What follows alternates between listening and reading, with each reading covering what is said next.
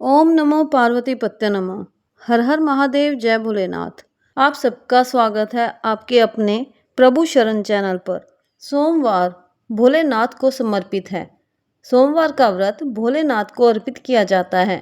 मान्यता है कि इसे करने से दुख दर्द दूर होते हैं और घर में सुख समृद्धि आती है। जो भी सच्चे मन से सोमवार का व्रत करता है उसकी मनोकामनाएं भोलेनाथ जरूर पूरी करते हैं।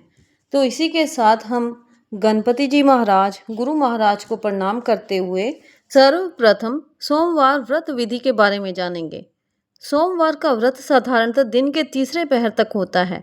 व्रत में फलाहार या पारण का कोई खास नियम नहीं है, किंतु ये आवश्यक है कि दिन रात में केवल एक समय ही भोजन करें। सोमवार के व्रत में शिव जी, पार्वती का पूजन करना चाहिए। सोमवार के व्रत 3 प्रकार के होते हैं: साधारण प्रति सोमवार, सौम्य प्रदोष और 16 सोमवार। विधि तीनों की एक जैसी होती है। शिव पूजन के पश्चात कथा अवश्य पढ़नी व सुननी चाहिए। ये कथा प्रारंभ करते हैं। एक बहुत धनवान साहूकार था, जिसके घर धन आदि किसी प्रकार की कमी नहीं थी, परंतु उसको एक दुख था कि उसके कोई पुत्र नहीं था। वह इसी चिंता में रात दिन रहता था। वह पुत्र की कामना के लिए प्रति सोमवार को शिवजी का व्रत और पूजन किया करता था तथा सायंकाल को शिव मंदिर में जाकर शिवजी के श्री विग्रह के सामने दीपक जलाया करता था। उसके इस भक्ति भाव को देखकर एक समय श्री पार्वती जी ने शिवजी महाराज से कहा कि महाराज, ये साहूकार आपका अनन्य भक्त है और सदैव आपका व्रत और पूजन बड़ी श्रद्धा से करता है। इसी मनोकामना पूर्ण करनी चाहिए। शिवजी ने कहा, हे पार्वती, ये संसार कर्म क्षेत्र है। जैसे किसान खेत में जैसा बीज बोता है वैसा ही फल काटता है, उसी तरह इस संसार में प्राणी जैसा कर्म करते हैं वैसा ही फल भोगते हैं। पार्वती जी ने अत्यंत आग्रह से कहा, महाराज, जब ये आपका अनन्य भक्त है और इसको अगर किसी प्रकार का दुख है तो उसको अवश्य दूर करना चाहिए, क्योंकि आप सदैव अपने भक्तों पर दयालु होते हैं और उनके दुखों को दूर करते हैं। यदि आप ऐसा नहीं करेंगे तो मनुष्य आपकी सेवा तथा व्रत क्यों करेंगे? पार्वती जी का ऐसा आग्रह देख शिवजी महाराज कहने लगे, हे पार्वती, इसके कोई पुत्र नहीं है। इसी चिंता में ये अति दुखी रहता है। इसके भाग्य में पुत्र ना होने पर भी मैं इसको पुत्र की प्राप्ति का वर देता हूँ, परंतु ये पुत्र केवल 12 वर्ष तक जीवित रहेगा। 12 वर्ष के बाद वह मृत्यु को प्राप्त हो जाएगा। इससे अधिक मैं इसके लिए और कुछ नहीं कर सकता। ये सब बातें साहूकार सुन रहा था।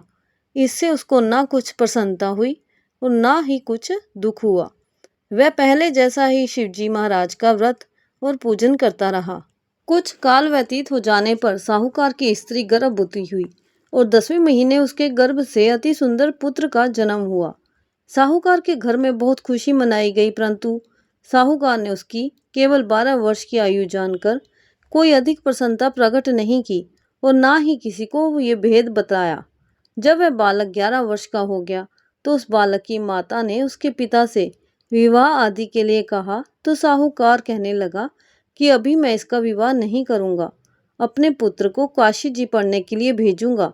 फिर साहूकार ने अपने साले अर्थात बालक के मामा को बुला उसको बहुत सा धन देकर कहा, तुम इस बालक को काशी जी पढ़ने के लिए ले जाओ और रास्ते में जिस स्थान से भी गुजरो यज्ञ करते और ब्राह्मणों को भोजन कराते जाओ। वे दोनों मामा भांजे यज्ञ करते और ब्राह्मणों को भोजन कराते जा रहे थे। रास्ते में उनको एक शहर पड़ा। उस शहर में राजा की कन्या का विवाह था और दूसरे राजा का लड़का जो विवाह कराने के लिए बारात लेकर आया था वह एक आंख से काना था। उसके पिता को इस बात की बड़ी चिंता थी कि कहीं वर को देखकर कन्या के माता पिता विवाह में किसी प्रकार की अड़चन पैदा ना कर दें। इस कारण जब उसने सेठ के अति सुंदर लड़के को देखा तो उसके मन में विचार किया कि क्यों न दरवाजे के समय इस लड़के से वर का काम चलाया जाए। ऐसा विचार कर वर के पिता ने उस लड़के और मामा से बात की तो वे राजी हो गए। फिर उस लड़के को वर के कपड़े पहना तथा घोड़ी पर चढ़ा दरवाजे पर ले गए और सब कार्य प्रसन्नता से पूर्ण हो गया। फिर वर के पिता ने सोचा कि यदि विवाह कार्य भी इसी लड़के से करा लिया जाए तो क्या बुराई है। ऐसा विचार कर लड़के और उसके मामा से कहा, यदि आप फेरों का और कन्यादान का काम भी करा दें तो आपकी बड़ी कृपा होगी। मैं इसके बदले में आपको बहुत सारा धन दूंगा। तो उन्होंने स्वीकार कर लिया। विवाह कार्य भी बहुत अच्छी तरह से संपन्न हो गया। परंतु जिस समय लड़का जाने लगा तो उसने राजकुमारी की चुनरी के पल्ले पर लिख दिया कि तेरा विवाह तो मेरे साथ हुआ है, परंतु जिस राजकुमार के साथ तुमको भेजेंगे वह एक आंख से काना है। मैं तो काशी जी पढ़ने जा रहा हूँ। लड़के के जाने के बाद राजकुमारी ने जब चुनरी पर ऐसा लिखा हुआ पाया तो उसने राजकुमार के साथ जाने से मना कर दिया और कहा कि ये मेरा पति नहीं है, मेरा विवाह इसके साथ नहीं हुआ है, वह तो काशी जी पढ़ने गया है।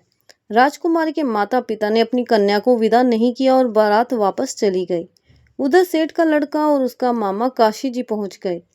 वहां जाकर उन्होंने यज्ञ करना और लड़के ने पढ़ना शुरू कर दिया। जब लड़के की आयु 12 साल की हो गई, उस दिन उन्होंने यज्ञ रचा रखा था कि लड़के ने अपने मामा से कहा, मामा जी आज मेरी तबीयत कुछ ठीक नहीं है। मामा ने कहा अंदर जाकर सो जाओ। लड़का अंदर जाकर सो गया और थोड़ी देर में ही उसके प्राण निकल गए। जब उसके मामा ने आकर देखा तो वह मुर्दा पड़ा है तो उसको बड़ा दुख हुआ और उसने सोचा कि अगर मैं अभी रोना पीटना मचा दूंगा तो यज्ञ का कार्य अधूरा रह जाएगा। अतः उसने जल्दी से यज्ञ का कार्य समाप्त कर ब्राह्मणों के जाने के बाद रोना पीटना आरंभ कर दिया। संयोगवश उसी समय शिव पार्वती जी उधर से जा रहे थे। जब उन्होंने जोर जोर से रोने की आवाज सुनी तो पार्वती जी ने कहा, महाराज कोई दुखिया रो रहा है, इसके कष्ट को दूर कीजिए। जब शिव पार्वती जी ने पास जाकर देखा तो वहां एक लड़का मुर्दा पड़ा हुआ था। पार्वती जी कहने लगी, महाराज ये तो उसी सेठ का लड़का है जो आपके वरदान से हुआ था। शिव जी कहने लगे, हे पार्वती, इसकी आयु इतनी ही थी सो ये भोग चुका। तब पार्वती जी ने कहा, हे महाराज इस बालक को और आयु दो, नहीं तो इसके माता पिता तड़प तड़प मर जाएंगे। पार्वती जी के बार बार आग्रह करने पर शिवजी ने उसको जीवन वरदान दिया और शिवजी महाराज की कृपा से लड़का जीवित हो गया। शिव पार्वती जी कैलाश पर चले गए। वह लड़का और मामा उसी प्रकार यज्ञ करते तथा ब्राह्मणों को भोजन कराते अपने घर की ओर चल दिए। रास्ते में उसी शहर में आए जहां उसका विवाह हुआ था। वहां पर आकर उन्होंने यज्ञ आरंभ कर दिया तो उस लड़के के ससुर ने उसको पहचान लिया और अपने महल में ले जाकर उसकी बड़ी खातिरदारी की। साथ ही बहुत दास दासियों सहित आदर पूर्वक लड़की और जमाई को विदा किया। जब वह अपने शहर के निकट आए तो मामा ने कहा, मैं पहले घर जाकर खबर कराता हूँ। जब उस लड़के के मामा घर पहुंचे तो लड़के के माता पिता घर की छत पर बैठे थे। वो ये प्रण कर रखा था कि यदि हमारा पुत्र सकुशल लौट आया तो हम राजी खुशी नीचे आ जाएंगे, नहीं तो छत से गिरकर अपने प्राण त्याग देंगे।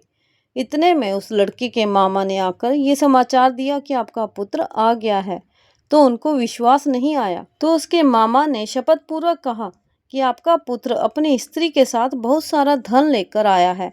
तो सेठ ने आनंद के साथ उसका स्वागत किया और बड़ी प्रसन्नता के साथ रहने लगे। इसी प्रकार से जो कोई भी सोमवार के व्रत को धारण करता है अथवा इस कथा को पढ़ता व सुनता है उसकी समस्त मनोकामनाएं पूर्ण होती हैं। भोलेनाथ की कृपा, माँ गौरी की कृपा से उसका जीवन धन धान्य से परिपूर्ण होता है। बोलो भोलेनाथ की जय, माँ गौरी की जय। अगर आपको हमारे द्वारा की हुई कथा पसंद आई हो तो चैनल को लाइक, शेयर और सब्सक्राइब करना ना भूलें। हर हर महादेव, जय भोलेनाथ।